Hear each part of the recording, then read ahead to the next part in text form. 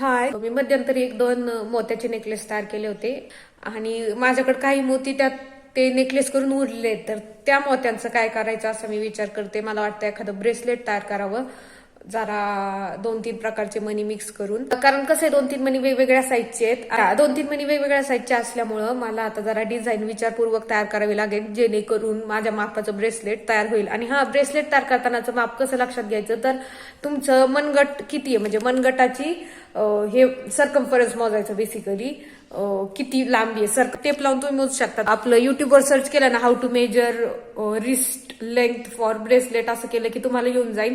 तर माझ्या मनगटाची जी लांबी आहे ती मग 5.5 इंच आहे, त्याच्यात अर्धा इंच मिळवायचं आणि मग तुमची ब्रेसलेटचं माप किती हे तयार होतं. माझं 5.5 इंच आहे रिस्टचं माप, मनगटाचं माप, आणि त्याच्यात अर्धा इंच मिळवायचा, म्हणजे थोडं गॅप राहतो, थोडं ब्रेसलेट हलतं. एकदम टाईट नको आहे आपल्याला, ते घामानी वगैरे कसं तरी होईल.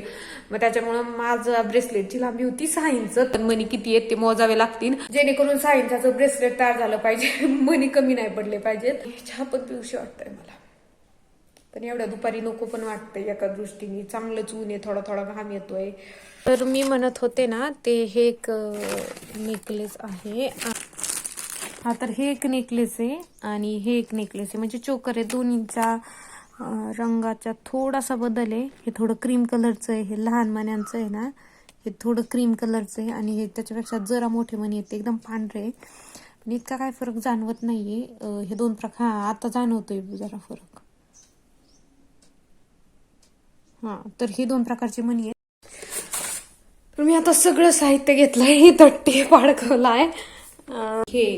ह्या डब्यात माझे मणी वगैरे सगळं मी एकत्र ठेवते. नंतर 2-3 वाट्या पण घेतल्यात छोट्या छोट्या, वेगवेगळ्या प्रकारचे मणी ठेवायला. हे कटर आणि टेप लांबी मोजण्यासाठी.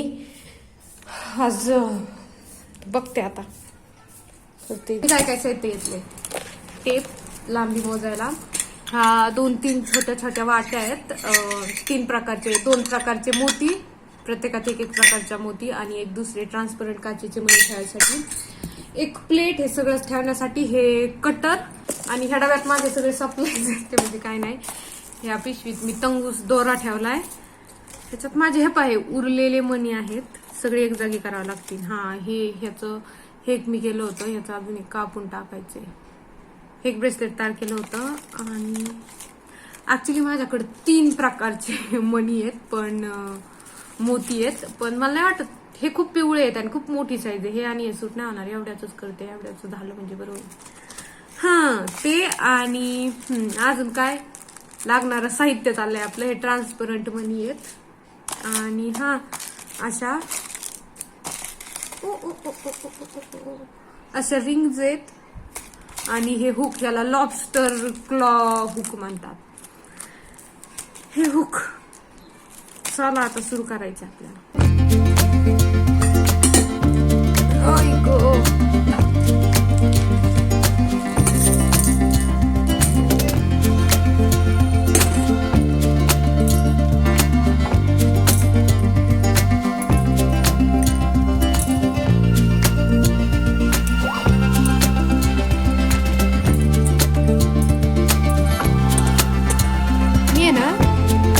हे असं पेंडंट सारखं तयार केलं होतं मोत्यांचं छोटंसं गोल. ते नाही चांगलं दिसत पेंडंट.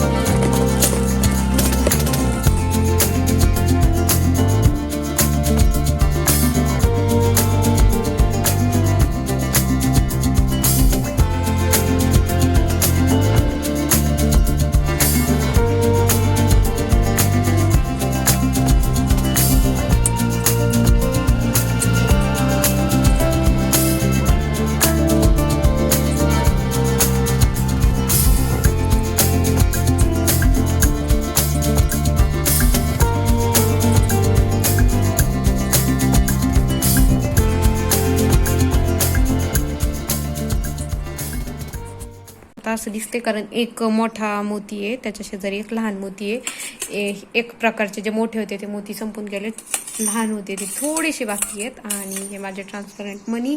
आता हे रिंग ह्या कडेला लावायची, की जे सगळ्यात अवघड काम आहे आणि मला जरा जड जातं. हे करताना मी सगळं मोजून तयार केलंय, अगदी ह्या कोंड्याची लांबी पण तयार करताना धरली, कारण मला ढिल्लं ब्रेसलेट आवडत नाही, खूप ढिल्लं. मी बरोबर मापाचं तयार करते. तर हे एवढं ऊन मी दाखवते तुम्हाला, 5.5 इंचाच्या थोडंसं पुढे.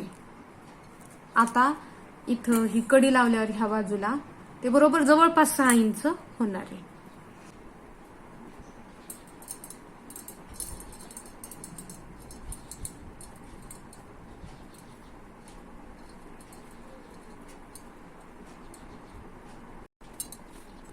तर हे असं ब्रेसलेट तयार झालेलं आहे. आता हे कडेचं कट करून टाकायचं आणि त्याला थोडं जाळ लावून दिव्याच्या जवळ नेऊन हे मऊ करता येतं.